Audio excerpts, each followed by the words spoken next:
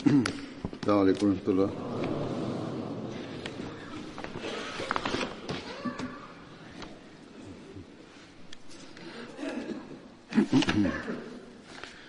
أشهد أن لا إله إلا الله وحده لا شريك له وأشهد أن محمدا عبده ورسوله أما بعد فأعوذ بالله من الشيطان الرجيم بسم الله الرحمن الرحيم الحمد لله رب العالمين الرحمن الرحيم مالك يوم الدين إياك نعبد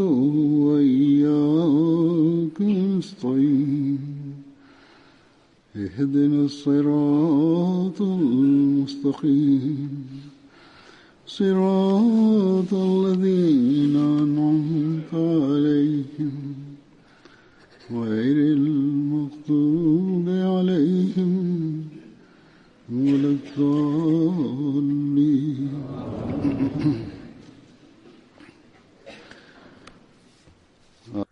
Днес също няколко последователи от битката Бадър ще разказвам за тях. Най-първо Хазрат Амир бин Рабия е най-първо.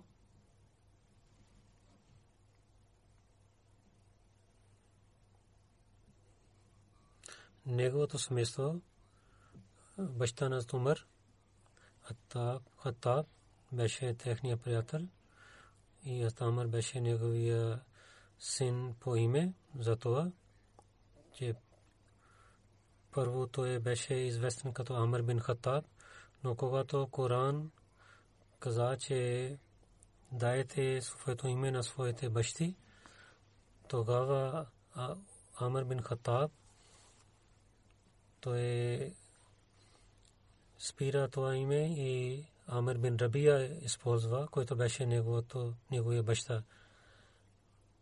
Тук е ясно за онези хора, тези деца, някои хора, които вземат децата на своите роднини и когато стават големи, те не знаят, че кой е техния истинския баща и техните карти и другите документи в властта. Те използват името на това, който е взел това дете и след това има проблеми за наследство и тогава хора пишат така да правим, така да вършим и винаги да подчиняваме заповеда на Бога, на Корана. Освен тези деца, които вие вземете от държавните отдели и те не разказват за техните родители. След това обяснение аз ще разказвам за него. Той беше братство и приятелство. Затова Хазрат Умар и Хазрат Амир те бяха като приятели до края на своя живот. В началото той приел исляма. Когато прие исляма, до тогава пророк саллалаху алейхи ва саллям не живееше в Дари Аркам, къщата на Аркам. Хазрат Амир със своя жена Лейла бинт Хасма той е приселил към Хабша и след това се върна в Мека и след това със своя жена той е приселил в Медина. Хазрат Амир бин Рабия, негова жена, първо тия и приселила в Медина. Тия първата жена, той участвал в всичките битки с пророка саллалаху алейхи ва саллям. Той почина 32 хиджри. Той беше от племе Анс. Хазрат Амир разказва, че пророк саллалаху алейхи ва саллям каза, че някой човек от вас да гледа на джаназе и не иска да отида с това, той трябва да стане с уважение и до тогава, че джаназе да преминава до него или на земята да остават. Абдулла бин Амир разказва от Амир, че една нощ той стана да се моли. Това беше така, това положение време, когато хората имаха разногласие за Хазрат Усман и проблемите започнаха и обвиняваха на Хазрат Усман хората. И след молитвата той заспал и в съня гледа. Някой каза, че ставай и да се молиш на Бога, той Бог да те пази от това изпитание, на който той е спасил своите другите добри хора. Аз Амар стана и се моли пред Бога и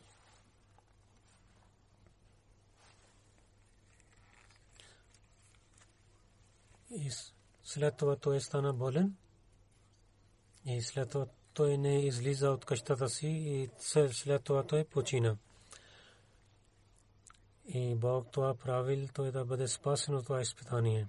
Аз Амр бин Амр каза, че когато прави хаджлик бях с пророка саллаллаху алейхи ва саллям, това пророк чехли на пророк саллаллаху алейхи ва саллям чупи и той каза, дайте на мен да поправя. Пророк саллаллаху алейхи ва саллям каза, и това е ти да даваш повече внимание на мен, аз не харесвам това. Вижте, пророк саллаллаху алейхи ва саллям, че той върши се своите работи сами. Един човек беше гост на Амр бин Рабия. Той много уважава на своя гост и за него пророк саллаллаху алейхи ва саллям каза да помогнете на него. Този човек след това се върна при Амр, каза, че аз харесах една долина, която най-хубава долина в Арабия, като и пророк саллаллаху алейхи ва саллям е дал на мен тази долина. Аз искам, че една част от тази долина да ви дам, който в живота вие да използвате и след това вас да има за вашите деца. Аз Амир, аз не искам тази част, защото днес е открил тази глава в Корана, чрез който ние забравихме този съвет.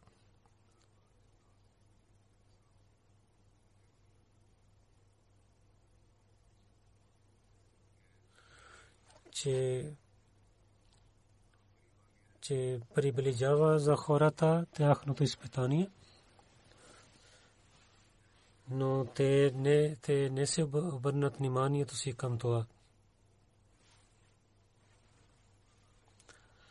За страха от Бога, той толкова имаше страх. Тези пророци, които бяха като звезди, тези последователи, които бяха като звезди, това беше тяхната връзка с светския живот. Аз Амир каза, Зайд бин Амр каза, че аз казах от своя народ и продължих да вярата на Ибрахим, защото трябваше един пророк да дойде, който трябваше в арабите, но аз знаех, че аз не мога да му получавам неговото време, но аз вярвам в него и свидетелствам, че той е пророк. Ако ти ще имаш неговото време, казвай ислам от мен, аз ще ти разказвам неговите знаци, които са ясни за теб. Той е нито е много висок, нито с къс и неговите очи ще бъдат имащи и в рамената ми ще има една печат и той ще се роди в Мека и тук ще изгони неговия народ и след това той ще присели към Медина, Ясреб, и след това той ще победи на целия свят. Да нямаше измама заради него. Аз търсих религията на Ибрахим във всичките градове. Аз питах на всичките християни и евреи. Казахме, че тази религия ще дойде и те същите раси разказаха на мен, които ти казвам. Няма да има пророк след него. Аз Амир каза, когато пророк саллаллаху алейхи ва саллям дойде, аз му разказах за Зайд. Пророк саллаллаху алейхи ва саллям каза, аз му гледах в рая, че той там вървеше.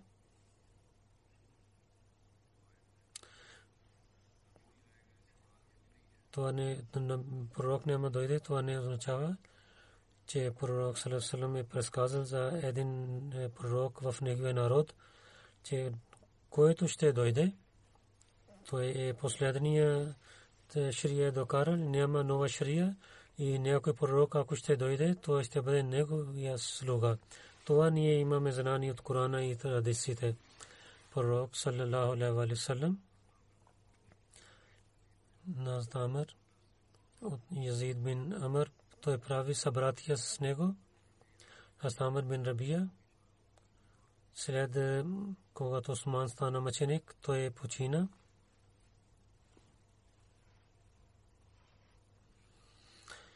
Другия последовател е Харам бин Илхам. Харам бин Милхам е от племето на Ансар, Бану Ади бин Наджад. Неговия баща Милхан беше Малик бин Халид. Харам бин Милхам, неговата майка Мулека бинте Малик беше. Негова сестра Хазрат Умме Салем беше, която беше жена на Хазрат Абу Талха Ансари и беше майка на Анас бин Малик. Другата сестра Умме Харам беше жена на Хазрат Убада бин Самит. Хазрат Харам бин Милхан беше войчо на Анас и беше битката Бадър и Ухуд и в деня на Бере Мойуна той стана мъченик. Анас бин Малик каза, че някои хора дойдоха при пророка саллаллаху алейхи ва саллям и каза, че изпратете с нас такива хора, които да ни учат Корана и традициите, суннат. Пророк саллаллаху алейхи ва саллям изпрати 70 последователи, които знаеха Корана наизуст. Един беше от моя войчо Харам. Те четоха Корана и говориха и през деня докараха вода и оставиха в джамия. Се събираха няколко неща от джунгла гора и продадоха. Харам бин Малик Бере Мойна с ручката преди няколко проповеди разказах.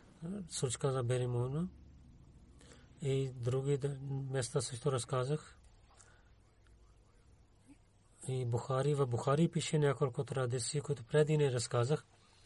Хазрат Анас бин Малик каза, когато Хазрат Рахам бин Малан, когато някой удари копие на него, той взел кръвта в своите ръце и мажал на своите лице и на тяло и каза: "Фусту в Раббил Каба", кълня се в името на Бога, който е Богът на Каба, че аз победих. Хазрат Анас бин Малик разилата анху каза, че при пророка саллаллаху алейхи ва саллям Рел, Рагван, Усайя и Бану Лахиян, хората от тези племена дойдоха и казаха, че ние сме мусулманин. Че каза, че помогнете на нас ние да срещу нашите народ да победим. Пророк саллаллаху алейхи ва саллям изпрати 70 последователи. Анас каза, че ние им казахме, те знаят Корана наизуст. През денят те събираха нещата и докараха вода в джамия. Когато пристигнаха Бере Мауна, те всичките станаха мъченици. Пророка саллаллаху алейхи ва саллям до един месец в традиция до 40 дни, оставайки в молитвата, Рел, Закван и други племена, които бяха тях, той се моли, нека Бог да им наказва. Анас бин Малик каза, него войчо, кога стана мъченик, до един месец пророк много се молил в друга традиция, че аз на пророка саллаллаху алейхи ва саллям не гледах, че толкова той да има в своето сърце болка. Атанас в друга традиция каза, че в след руку ставайки пророк съвсем до един месец и няколко племена от Бану Сулейм, той се моли срещу тях, че той изпрати тези хора и тези племена ги хванаха и тези хора станаха мъченици. И те имаха договор с пророка саллаллаху алейхи ва саллям,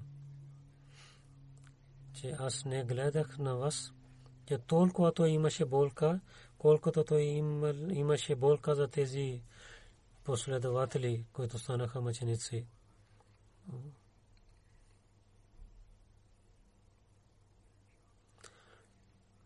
От Ибн Хишам има за пророка, живота на пророка.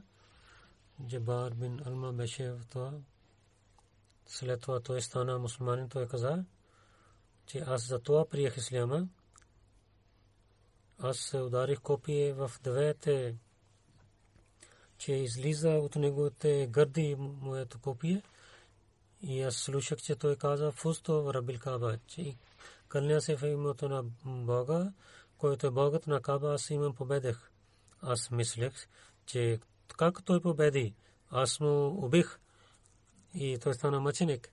Джабар каза, че когато той питал, хората му казаха, че това означава, че той стана мъченик. Джабар каза, аз казах, наистина той има успех при Бога, те бяха такива хора. За двама, трима сахаба имат, че те разказаха тези думи, които знаеха, че истинския цел е да получават радостта на Бога, и за съветските успехи бяха нищожни пред тях. Затова това намерение пророка каза, че Бог харесва на тези хора и има радост от тях. На деня на Беремойна той се моли,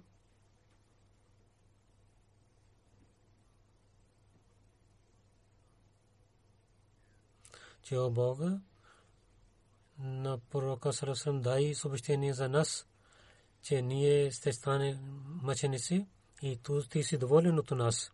Хазрат Анас каза, че Хазрат Джибраил алейхи салам дойде при пророка саллаллаху алейхи ва саллям и дал това съобщение, че вашите приятели сега станаха мъченици и Бог е доволен от тях.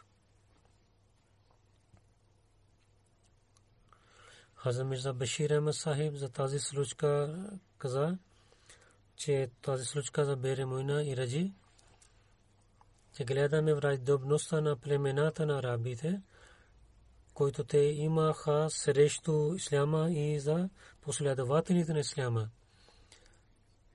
че те лъжиха срещу исляма, измамиха на мусулманите и мусулманите с всичките си знания понякога, че те имаха доверие към тези хора и така имаха проблеми.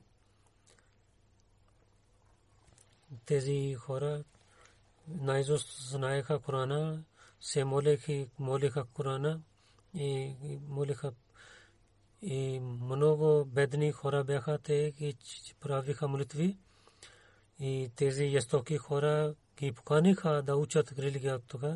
И когато те пристигнаха като гости при тях, тогава с много лош начин те убиха на тях. Пророк саллаллаху алейхи ва саллям той имаше много болка за тези случки. Той раджи и за тези хора. Не, той имаше болка, но той не изпрати войска срещу тях. Но когато до 30 дни той всеки ден в сутринната молитва, ставайки пред Бога с много болка, се моли срещу тези Сурия и Бану Лехан. Пред Бога той се моли че о моя Бог, ти да станеш милосърден с нас. И спирай ръцете на враговете на исляма, които с тази жестокост убиват на невинните мусулмани. Днес да спираме ръцете на врагове, ние да трябва да търсим помощта чрез молитвите. Бог да наказва на тези хора и да улеснява на нас също. Саад бин Хола беше един последовател.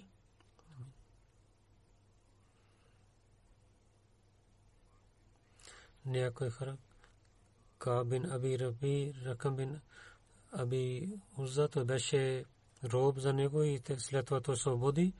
Той беше приел исляма. Той е приселил към Хабша 2 пъти. Саад бин Хола, когато от Мека до Медина приселил, това за Курсум бин Хазъм, той стана при тях, при него. Ибн Исаак, Уқба, Муса каза, че той участва в битката Бадър. Саад бин, когато участва в битката Бадър, той беше 25 годишен момче. В битката Охуд и Хандак и Сулхудайбия той участвал. Хазрат Саад разияллаху анху, Хазрат Субая Асламия беше той нейният мъж. Той почина в Хаджатул Вада след негова смърт и се роди дете в неговото семейство. Тогава пророк саллаллаху алейхи ва саллям каза на неговата жена,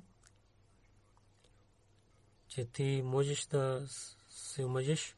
Хаджатул Вада той почина. Всичките казват, той почина, освен Тибри. Той каза, че той почина преди това.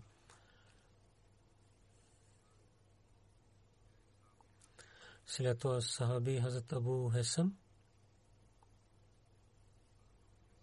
Хазрат Абул Хесам бин Тайхан Ансари, неговото истинско име беше Малик, но неговото кратко име Абул Хесам, той беше известен.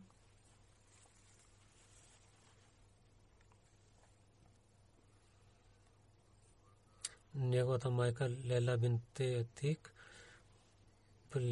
от племе Блие беше. Тя от кабила Ос, част Вали, който беше приятел на Бану Абдул Ашар. Хазрат Абдул Хесам разияллаху анху, когато не беше мусулманин, не служеше пред идолите и казваше, те не са хубави. Хазрат Асад бин Зурара и Хазрат Абу Хесам вярваха в един Бог. Те са първите ансари, които приеха исляма в Мека. Някои казват в Бете Уқба Ула, когато Асам бин Зурара, вярвайки в исляма, шестима приятели се върна в Медина и Хазрат Абу Хесам каза, че ти да вярваш в исляма. Той вярваше в един Бог, затова той веднага прие исляма. И в Бете Уқба 12 хора отидоха в Мека, той беше един от тях. Пристига и в Мека, той правил бейт в ръцете на пророка саллаллаху алейхи ва саллям.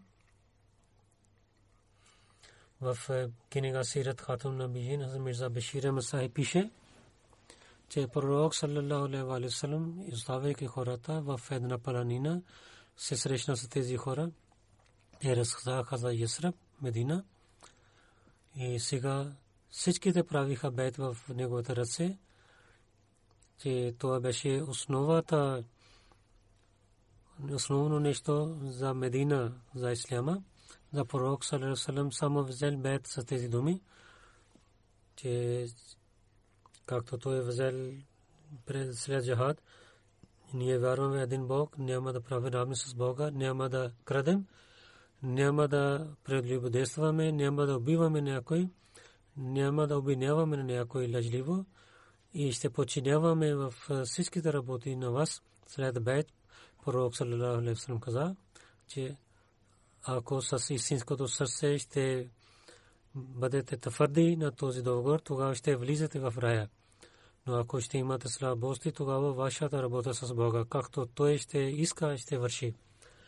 този бейт е известен като бейте Акба Ула е известен. Защото там, където беше бейт, това се нарича Акба, който в до Мека има. Акба означава един висока планина. Хазрат Абул Хасам беше от тези шестима хора, които своя народ най-първо отивайки в Мека приеха исляма и се върнаха в Мадина и проповядваха за исляма. За него има една традиция, че той беше най-първият ансари, който отивайки в Мека се срещна с пророка.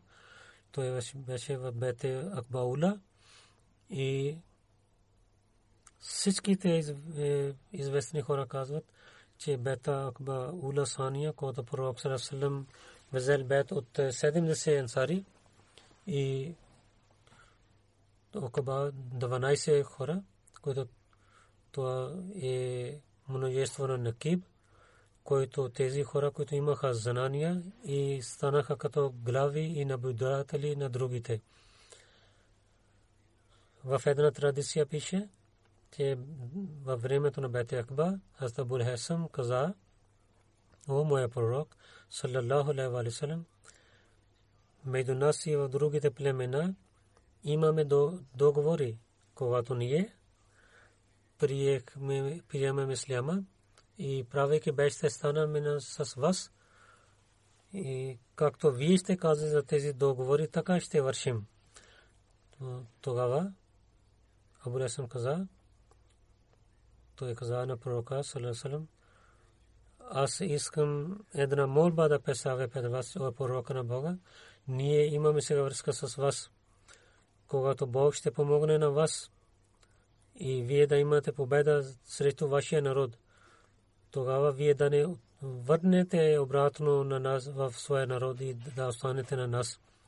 Пророк съвсем слуша, като се усмихна и каза, че сега вашия кръв е моя кръв.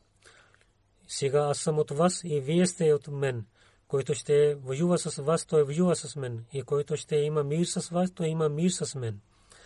Пророк саллаллаху алейхи ва саллям след преселването в Медина, Усман и Абул Хасам прави на тях правите събраватия.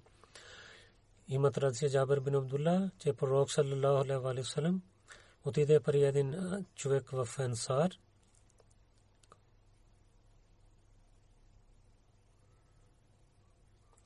и с неговия беше един приятел. Пророк саллаллаху алейхи ва саллям каза на него, че ако вие имате вода, която през тази нощ има, дайте на мен, или че аз ще пия от тук. Там имаше вода. Той даваше вода на своята. Той каза, че аз имам вода от нощта, вие отивайте към моята къща. Този човек, Хазрат Абул Хасам и неговите приятели, вземайки на тях и в една чаша той дал вода. И след това той взел мляко и след това пророк съм пил тази и така и другия човек пил това шербет. И Джабир бин Абдулла каза, че Хазрат Абул Хасам бин Ат-Тайяхан той приготви храна за пророка саллаллаху алейхи ва саллям и пророка саллаллаху алейхи ва саллям и на неговите приятели той покани, кога всичките ядоха. Тогава пророк саллаллаху алейхи ва саллям каза на последователи: дайте нещо подарък на своя брат. И те питаха, че ние какво ще да дадем на него. Пророк саллаллаху алейхи ва саллям, когато някой яде в някой къща и да пие вода и да се моли за него, това е един вид подарък за него. Това са най-хубави морали, които за всеки мусулманин са да има задължение. Пророк съвсем излиза в това време от къщата си, когато другите не излизат и никой не среща с другите. След това Хазрат Абу Бакър дойде при него. Пророк съвсем каза: о Абу Бакър, че защо си дошъл при мен да излизаш от своя дом? Той каза: аз да срещна с пророка саллаллаху алейхи ва саллям и да гледам на лицето на пророка саллаллаху алейхи ва саллям и да се моля за вас. За това излязох. И след малко Умар също дойде. Пророк саллаллаху алейхи ва саллям пита, че Умар, защо си дошъл? Умар каза, о мой пророк саллаллаху алейхи ва саллям, аз съм гладен.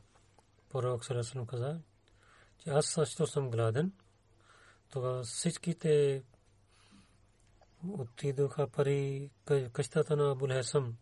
Той имаше много агнета и форми, дървета за форми.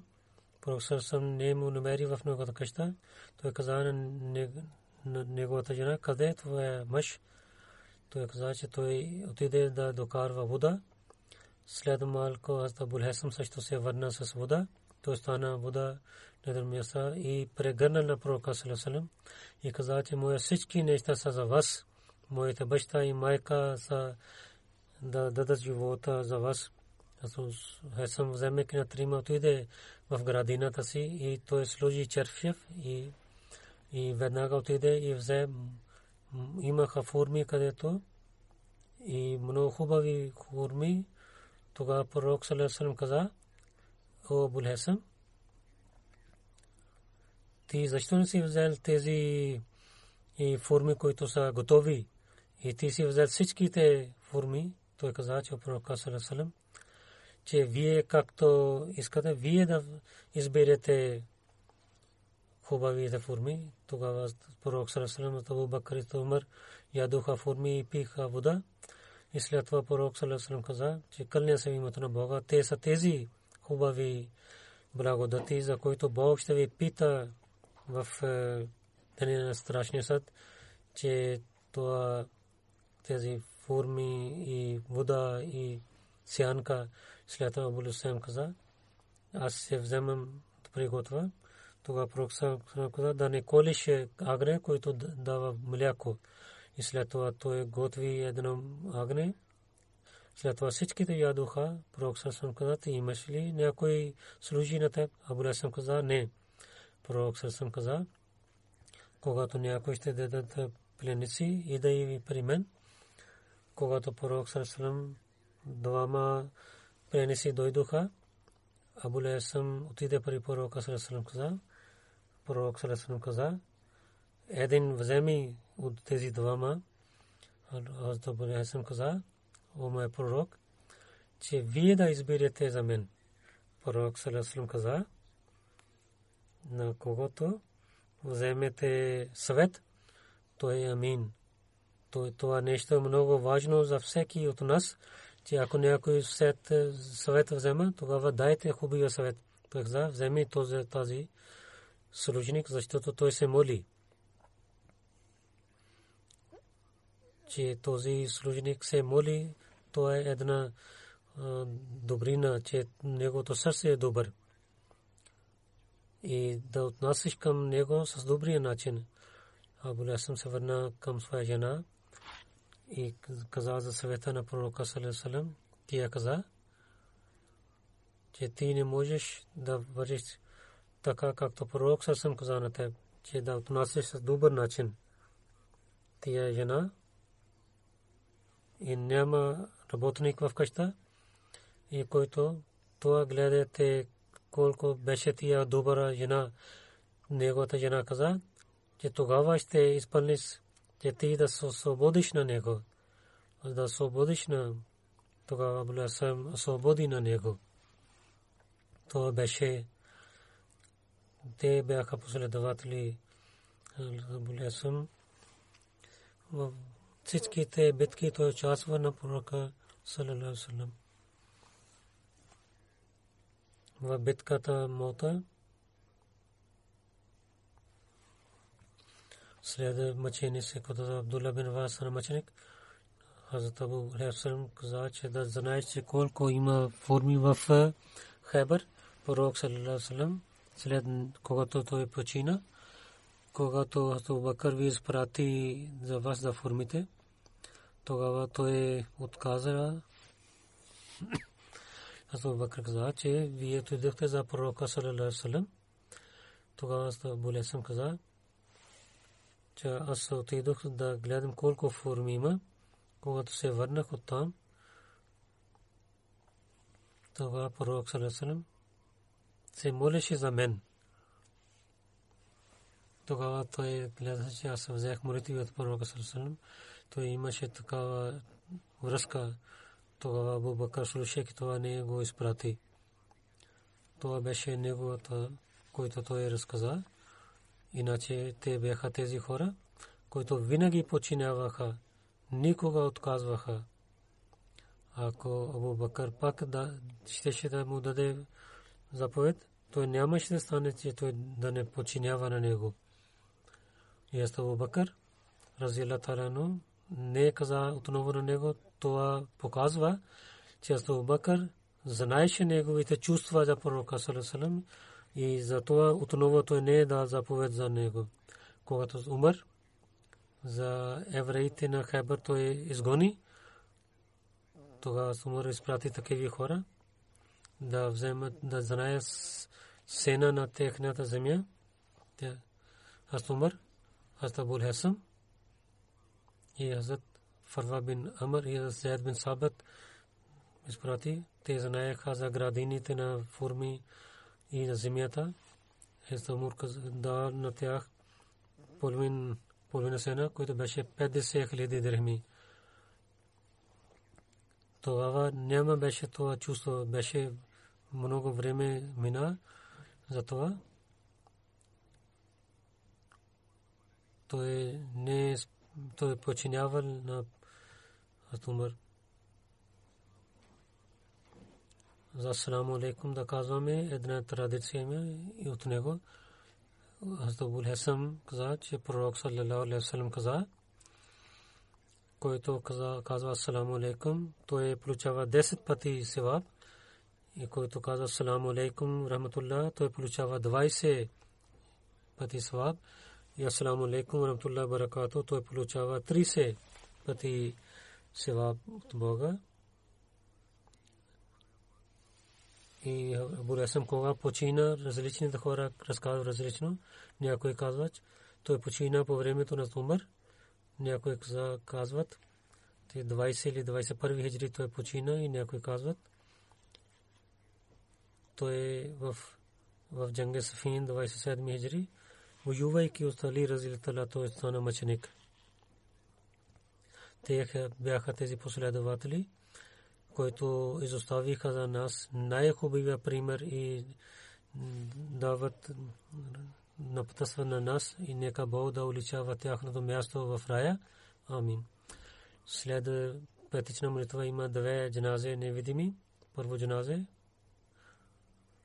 господин Сайбзада Мирза Маджид Ахмед Сахиб, който беше синът на Сайбзада Мирза Башир Ахмед Сахиб, 14 август. Той почина, беше 94 годишен. Инна лиллахи ва инна илайхи раджиун. Той имаше операция в сърдечен удар беше, има операция в Америка. 18 юли 1924 година Хазрат Мирза Башир Ахмед Сахиб, Мукаррама Сарвар Султана Бегам Сахиба бин жена дъщеря Хазрат Гулам Сарвар Шах Сахиб. Така той завърши основното учение в Кадиян и 49 година MA History от Government College Lahore той завършил с много хубава оценка. И хората казаха мубаракбад на Мирза Башир Ахмед Сахиб. И освен другите благодарните думи, Хазрат Мирза Башир Ахмед Сахиб пише, че джамата на муминин те помагат един на друг, когато има време за доброта и когато има проблеми. И така те помагат един на друг. Това е единството на джамата. Той каза, че аз се моля на моите приятели, че освен да те участват в моята това хубаво време, докъде Бог е дал знание на Маджид Ахмед, там той Бог да му награждава с духовното знание също, защото то е истинския цел за нашия живот. Мирза Башир Маджид Ахмед Сахиб 7 май 1943 година той дал своя живот за религия и също учи.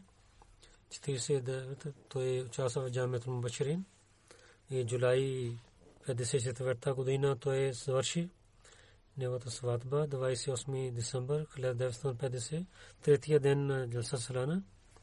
Сайбради Кутсия Бегам Сайба, Хазрат Наваб Абдулла Хан Сайб и Наваб Амтулла Физ Сайба, Хазрат Халифат Масih Сани Раздалам Чел, неговата дъщеря Мирза Насир Ахмед, който е внук на Мирза Башир Ахмед Сахиб, неговата жена Мирза Махмуд Ахмед е неговия син, Дури Самин, неговия дъщеря, който е снаха на Мир Махмуд Ахмед Сахиб, неговия син Мирза Гулам Кадир Сахиб Маченик,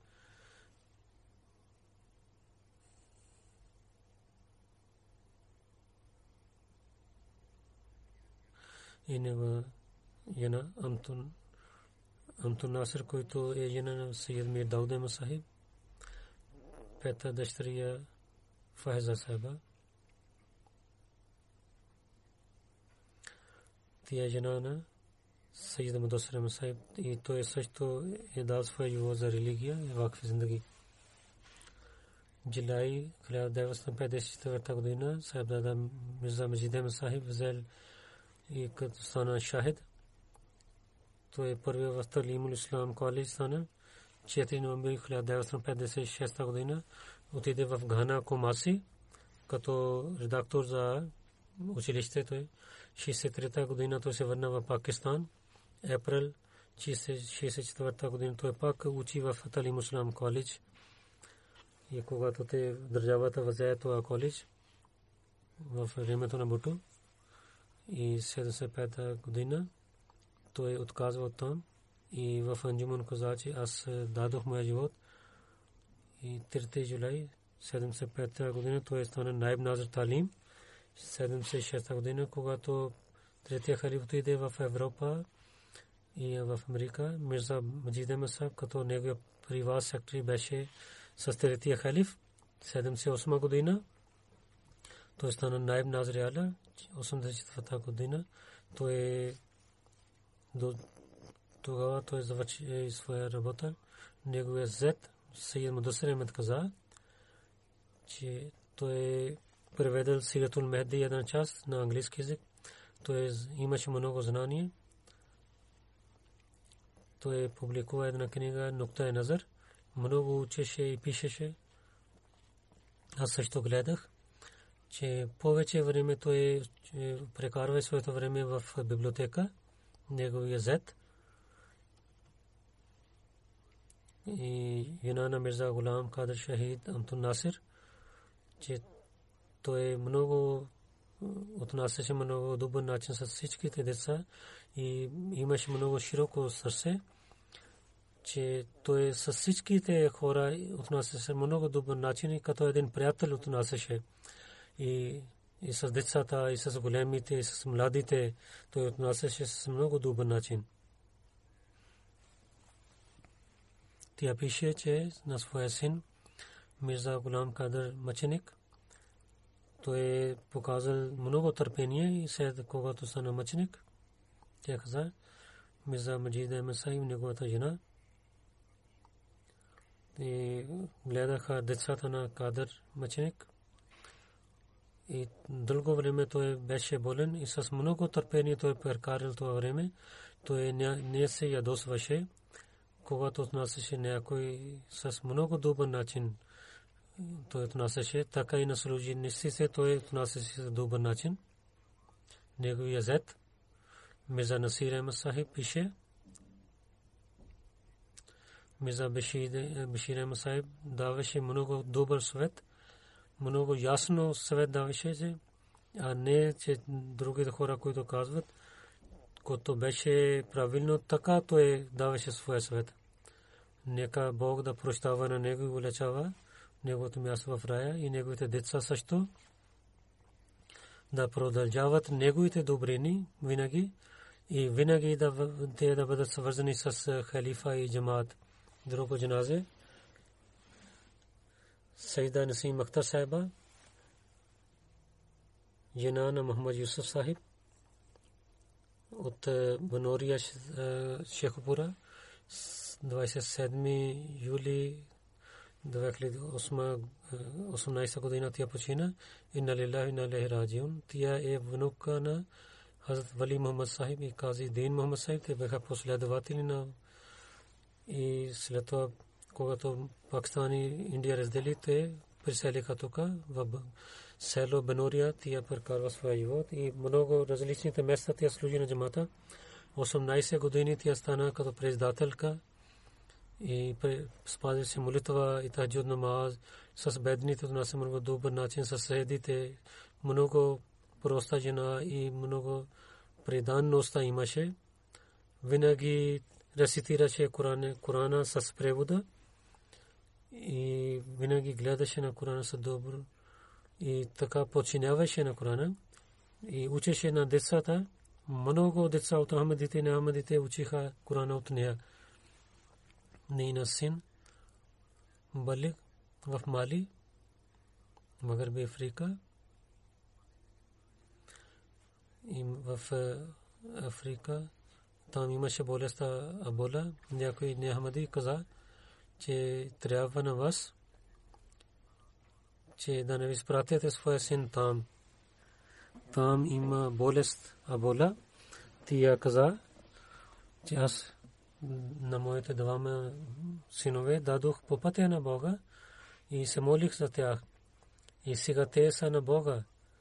Аз, че Бог как ще вземе работа от тях, аз съм се гордея, че Бог на моите деца е дал възможността да служат на своята религия. Тя посъветваше на своите деца, че Бог, ако ви е дал възможността, тогава винаги и да бъдете свързани с Бога. Тя беше Мусия,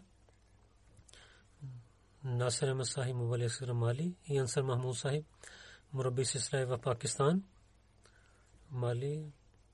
Той не участва в джаназе. Нека Бог да му даде търпение и да уличава нейното място в рая и техните нейните добрини да продължават в нейното семейство. Амин.